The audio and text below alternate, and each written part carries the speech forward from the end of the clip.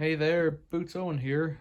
This is the Eland MIG 200. I got this from a local blacksmith who was relocating. He had loads of tools and things in his workshop that he hadn't used in an awful long time, and this is it looking fairly clean because I've wiped it down. It was covered in layers of dust and grime, spatter, and you can see red paint, black paint. I'm not sure if it works. He told me it used to work when he stopped using it. He told me he didn't like it for one reason or another. It seems to be all there. It came with a full bottle of gas. I've put a plug on it. Came with a spare roll of wire, which is kind of useful because given the amount of welding that I do, a full bottle of gas, and it's a big bottle, and 2 spools of wire might be more than I ever get through in the next few years at least. There's no reason that anything should be wrong with it apart from the fact that it's been idle for so long. One issue I can see is that the torch doesn't have a shroud here to bring the shielding gas down. There's a tip in it. You can buy all these pieces, so I just need to get a shroud for that. There's a trigger. Can't quite hear the micro switch coming on there. There should be a micro switch in there. Looking at this end of the connector, it's quite clean. There's two connectors for electrical continuity, so I think they drive on the cable. This is the one here on the bottom for gas, and this one here guides the wire in. Now he told me it had been relined. You can buy all the parts for all of this stuff. He told me it had been relined. That could be 10 years ago. But before, you know, he kind of gave up on it. So looking at this rating plate on the back, it's an Eland MIG 200, 1985, so it's quite old. Nearly 40 years old. 240 in, single phase, 60 hertz, 25 amps max, 6 kVA. Is that all? Doesn't sound... yeah, actually it does sound right. 2 times 13. If it's a 13 amp plug, it'd be 3 kVA. Is that right? 3000 watts. Kilovolt amps is not the same as watts, but so 26 amp, 26.0 circuit breaker, power factor, and then it comes out 21 to 35 volts, various currents, and so you can do pretty much continuous, well, you can do pretty much continuous welding at 125 amps. There you go. Thermal overload switch, MIG mag. There's a sticker there. God knows what that ever said. It might be a pat test from some point in time. There's a fan there, and you can begin to see the kind of dirt that was on it. That looks like they have a timber shroud built up in there. Looks like it's a computer fan almost. So I haven't been on the other side yet. This is the wire feed side. There's a little, looks like a certificate from when it was put together.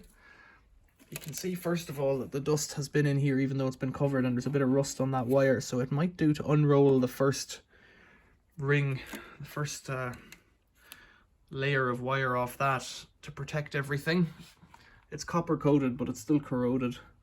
There's the feed rollers. I presume they're okay. There's a little tensioner to tension the feed, so there's a little motor in there. Looks like a windscreen wiper motor kind of motor, gearbox, feed roller, and a pinch roller up on top to push that wire out. That all looks okay. It looks okay as long as it works. There's a big earth cable up there as well, so that must go to there's a couple of cables. Oh yeah, okay, so there's the white wire has a red, so that's the switch, and there's a gas line coming in there, and then the big one seems to be an earth, not an earth, probably a main rather than an earth. So then looking at this side, I should really need to clean that up a bit. I've vacuumed it, but there's snots in there. That'll need a clean up. I might take that apart and clean it well, I might just try it first, but without the, I could stick a couple of wires in there and try turn it on. On off switch, various types of welding. Don't know anything about it really. Voltage, that's your earth or neutral, I'm guessing, if it's got an N. Don't know what these mean. Need to look at the manual.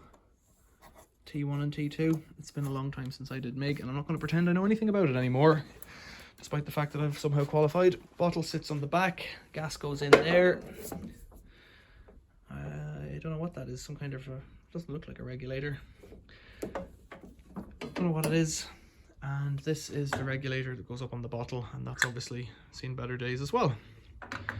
He gave me a gas key despite the fact the bottle doesn't take a gas key, and he gave me some tips which are completely wrong. but that's okay. I'm going to take off this side. There's a couple of screws holding it on. Have a look at what's in here and see the electronic side of it. I've taken the 2 screws out at the bottom. This should just lift up, I think. Of course, oh dear, it's filthy. It's quite filthy. Yikes. So there's a huge transformer down the bottom. I presume there's some kind of a rectifier. That fan there looks, like I said, is a bit of an add-on, but if it works, it works. I wouldn't say it's a cooling fan, I'd say it's just to move some air through. If it was a cooling fan, well, it's got to cool something. It's a big bank of capacitors there. So any of this could be shot, or it might not be. Let's gently vacuum it and brush it out then.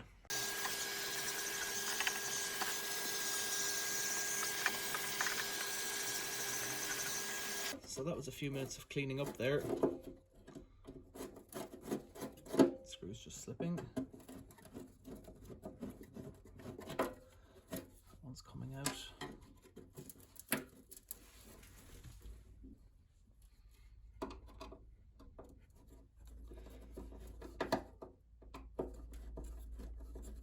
Let's just get in here and see if we can get some kind of a look at what's on this side. Is there more screws? There's another one down here.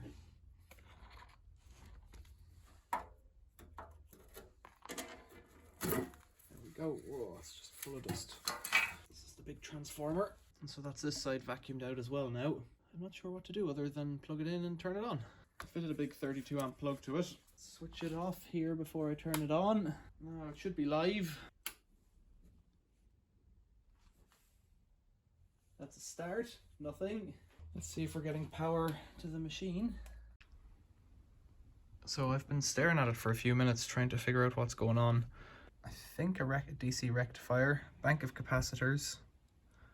I'm not entirely sure about that actually. This is the little solenoid for the gas coming in. So that's a gas pipe going in next door. That's a big DC cable going in next door. That's the main on-off switch there. It seems to be all neutrals. The switch seems to be working. I've tested continuity on that. That's an earthing point there. Big transformer, another transformer, I presume, down there. There's a contactor here of some kind, like a solenoid. And because the cables are all bunched up and because they're all filthy, it's hard to trace them at the moment. Up here there's a little transformer, marked off 0, 220, 240, 09, 0 and 27. 27 doesn't have a tap off, but 220 and 240, so there's no voltage on any of those. That board there is relatively simple, you know, it's within my capacity to modify any of the components on it. And there is a fuse on the bottom there in case that's not working. These switches here are covered up in plastic. That's the earth down the bottom going to this transformer here. From there into the back in there. So I'm not sure if that's a transformer actually or some kind of a choke or something like that. Don't know. There's a little thermal sensor just in here on the big transformer there. Also, I'll have to check continuity on that as well. But what I'd really like to check is just where do the power cables coming in? Where are they gone? This one, this fat one. They come into here and go up to, is it to here? Can't see which one they go into. They appear to go into this. They appear to come here, go into this one, and then come up at the top and come into this contactor in the center. So let's check continuity on that. So let's check for some voltage up here then.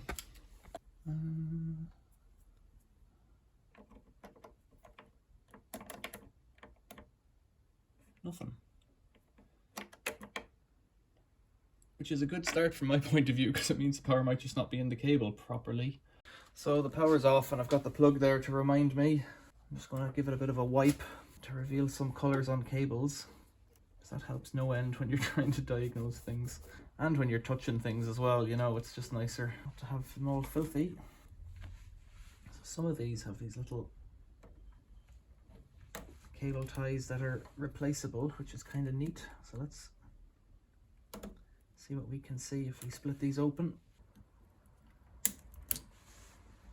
So let's cut those cable ties out of there.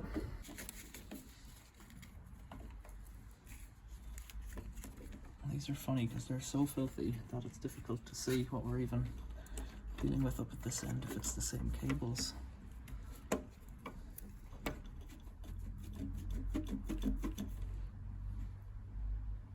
could be live and neutral. They really are filthy.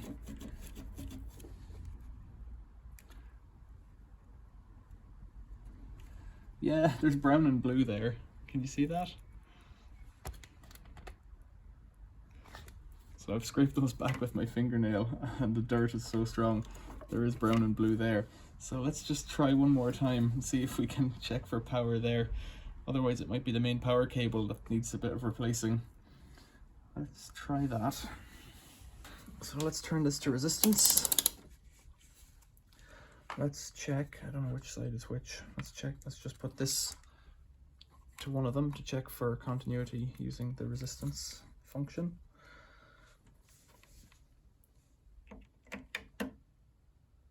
So I'm getting some there.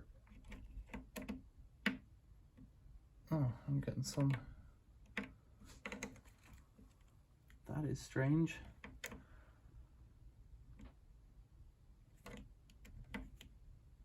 I'm getting resistance on both of them. I think this cable is a dud. I'm getting nothing off the other side, am I? Right, so either live or neutral is coming in and going two ways. So, better have a look at this cable then. So I've stripped back the plug just to have a look at it, and I've got this set to read resistance, which will tell me continuity. Starting with the earth, if I take that to the earth of the chassis, we're getting resistance there. We're not getting anything to the live and the neutral at this contactor over here, which is good. We didn't have a fault like that. If I try live or phase, the brown one, it comes in on the left here. Getting nothing there. Getting nothing there on the neutral side either. And if I try neutral, I'm getting it on live and I'm getting it on neutral. Different resistances. 33 ohms and, you know, pretty much solid continuity there. So there's a fault somewhere in there on the cable. But I looked at the cable, which is about as much as you can do, and it looks okay, but that's not to say it hasn't been driven over or whatever. He had a Bosch angle grinder, I think, that I posted a video of recently, and it was absolutely, the cable was just chewed up. So I think what I need to do is get in here and string a new cable into it. So I'll find a piece and piece it in. Okay, so I've got a big white cable, same size as the old one, going into this contactor up here. That's just directly replacing the old cable. That's as much as I can do. Let's plug it in. It's turned off there, so let's see. See if the lights stay on. Okay, let's check if we're getting voltage down here. I shouldn't root around in here with my fingers anymore now. See if we're getting a voltage to here. We should be. There's no reason why we shouldn't at this stage. Yeah, okay, that's better than before.